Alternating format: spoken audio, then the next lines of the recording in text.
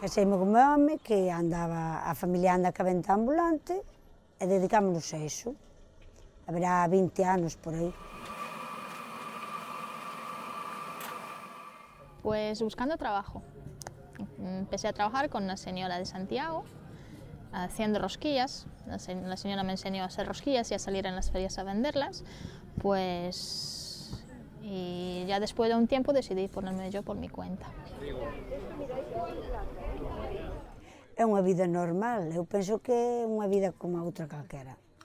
No verán ganas máis, no inverno tes que traballar no verán para comer no inverno, temos que aguantar chuvia, sol, aparte deso, todo. O sea que non é unha cousa para envidiar, pero tampouco non é unha cousa que hoxe te pire rico. Hai tempo, a mellor o que vivía da feira vivía ben, pero hoxe non é o mismo, moi diferente en todo, ademais.